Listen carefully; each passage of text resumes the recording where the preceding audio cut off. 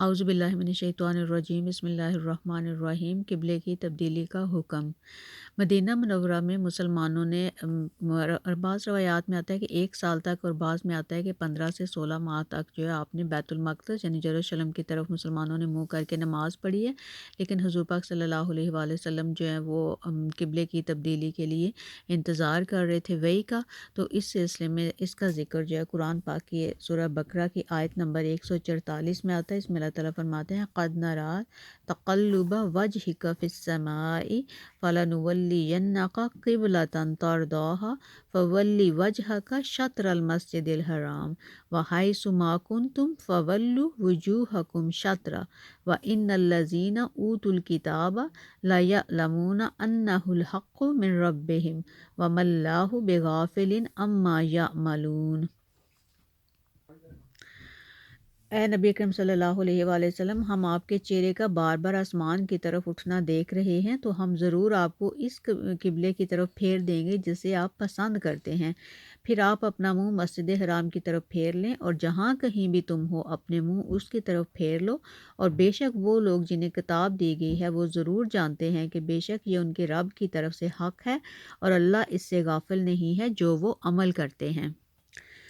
اب یہ کہ حضور پاک صلی اللہ علیہ وآلہ وسلم جو ہے وہ بار بار ان کی آرزو اس لیے تھی کہ قبلہ چینج ہو گئی، کیونکہ یہودی جو تھے وہ بار بار کہہ رہے تھے کہ محمد جو ہے وہ ہماری مخالفت بھی کرتے ہیں صلی اللہ علیہ وآلہ وسلم، اور ہمارے قبلے کی طرف رخ کر کے نماز بھی پڑھتے ہیں، اور اگر ہم سیدھے راستے پر نہ ہوتے تو یہ ہمارے قبلے کی طرف رخ کر کے نمازیں کیوں پڑھتے۔ تو ان کی بات پر پھر حضور پاک صلی اللہ علیہ وآلہ وسلم نے انہوں نے دعا کی تھی کہ ہمارا قبلہ جو ہے وہ بیت اللہ ہو جائے، جس پر اللہ تعالیٰ نے پھر ان کی یہ دعا قبول فرما لی ہے۔ اب جب دعا قبول ہو گئی ہے، قبلہ بدل گیا ہے، تو اب جو یہودی ہیں وہ بار بار کہہ رہے ہیں کہ یہ مسلمانوں کو کیا ہو گیا کہ کبھی اس طرف منہ کر کے نماز پڑھتے ہیں، کبھی اس طرف منہ کر کے نماز پڑھتے ہیں۔ تو جس کا ذکر جو ہے وہ پھر اللہ تعالیٰ جو ہے وہ قرآن پاک کی سورہ بقرہ کی آیت نمبر 177 میں اللہ تعالیٰ نے کیا ہے کہ لیس البر ان تولوا وجوہکم قبل المشرق والمغرب ولکن البر من آمن باللہ والیوم الآخر والملائکۃ والکتاب والنبیین وآت المال علی حبہ ذوی القربى والیتامى والمساکین وابن السبیل والسائلین وفی الرقاب واقام الصلاۃ وآت الزکاۃ والموفون بعہدہم اذا عاہدوا والصابرین فی البأساء والضراء وحین الباس اولئک الذین صدقوا وَأُولَئِكَ هُمُ الْمُتَّقُونَ۔ یعنی کہ اللہ تعالیٰ کہہ رہے ہیں کہ نیکی یہ نہیں ہے کہ تم اپنا منہ جو ہے اس کو مشرق یا مغرب کی طرف پھیر لو، بلکہ نیکی تو اس شخص کی ہے جو اللہ پر،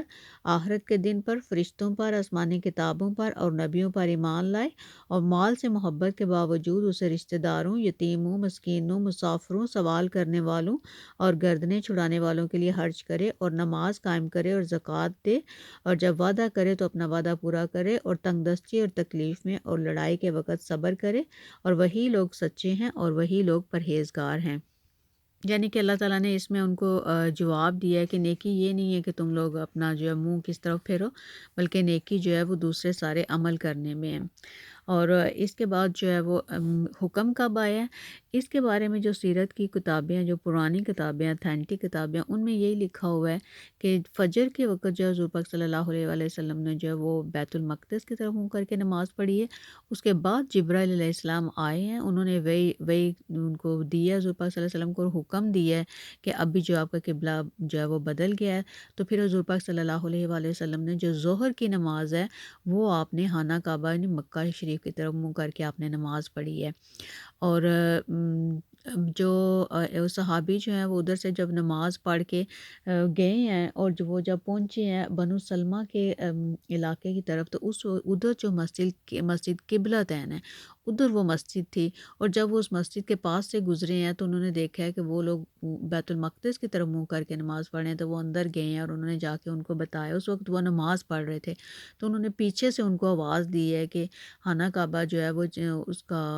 یعنی کہ مسلمانوں کا قبلہ چینج ہو ہو گیا اور میں ابھی حضور پاک صلی اللہ علیہ وآلہ وسلم کے ساتھ نماز پڑھ کے آیا ہوں اور ہم نے مکہ شریف کی طرف جو ہے وہ خانہ کعبہ کی طرف منہ کر کے نماز پڑھی ہے۔ تو پھر ادھر وہ جو صحابہ کرام نماز پڑھ رہے تھے، وہ جو امام تھے، وہ امام جو ہے وہ صفوں کے درمیان سے چل کے دوسری طرف گئے ہیں، اور پھر وہ جو لوگ تھے انہوں نے سب نے اپنا جو ہے وہ چینج کیا، اپنا قبلہ جو ہے انہوں نے چینج کیا ہے۔ تو اس وجہ سے اس مسجد کا نام جو ہے وہ مسجد قبلہ تین، یعنی دو قبلوں والی، کہ پہلے انہوں نے بیت المقدس کی طرف پڑھ رہے تھے، پھر جب حکم آ گیا اور انہیں پتہ چلا، پھر انہوں نے اپنا جو ہے وہ خانہ کعبہ کی طرف منہ کر کے نماز پڑھی ہے۔ تو اس طرح اللہ تعالیٰ نے جو ہے وہ مسلمانوں کا قبلہ جو ہے وہ اس کو چینج کر دیا، یعنی کہ ابھی اس کے بعد جو یہودی تھے ان کا بھی وہ ختم ہو گیا، کہ یہ ابھی اللہ تعالیٰ نے بتا دیا ان کو کہ حضرت محمد صلی اللہ علیہ وآلہ وسلم جو ہیں وہ حضرت ابراہیم علیہ السلام کے جو ہیں وہ راستے پہ ہیں، اور حضرت اور انہی آیات کے درمیان میں اللہ تعالیٰ نے بتایا کہ تم لوگ جو وہ امتن وسطن، یعنی تم لوگ ایک بہترین امت ہو، یعنی کہ جو یہودی تھے وہ بھی تو وہ اس وقت کے وہ جو تھے چوزن پیپل تھے، لیکن ابھی اللہ تعالیٰ نے جو ہے وہ یہ جو عہد ہے یہ مسلمانوں کو دے دیا، اللہ تعالیٰ نے ان کو امتن وسطن کہہ دیا ہے قرآن پاک میں۔ اور پھر جب حضور پاک صلی اللہ علیہ وآلہ وسلم جب مسجد نبوی میں نماز پڑھتے تھے تو اس وقت جو ہے ادھر ممبر جو نہیں بنا ہوا تھا، تو آپ صلی اللہ علیہ وآلہ وسلم کھجور کے ایک تنے سے جو ہے ٹیک لگا کے کھڑے ہوتے تھے اور خطبہ دیتے تھے۔ پھر جب ممبر بن گیا تو آپ صلی اللہ علیہ وآلہ وسلم نے کھجور کے اس تنے کے بجائے ممبر پر کھڑے ہو کر جب خطبہ دینا شروع کر دیا تو وہ جو تنا ہے اس نے رونا شروع کر دیا، اور آپ صلی اللہ علیہ وآلہ وسلم جو ہے وہ ممبر سے اتر کے آئے ہیں اور اس تنے کے پاس اور اس کو آ کے اپنے سینے سے لگایا، اور اس میں سے بچے کے جس طرح روتے ہیں اس کے سسکنے کی آوازیں آ رہی تھیں۔ حضور پاک صلی اللہ علیہ وسلم نے اس پر پیار سے ہاتھ پھیرا اور فرمایا کہ پرسکون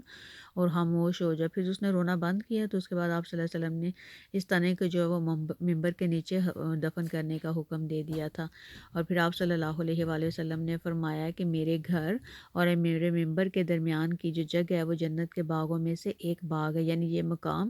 جنت کا ہی ایک مقام ہے، اور اللہ تعالیٰ نے اس مقام کو جنت میں شامل کر دیا ہوا ہے۔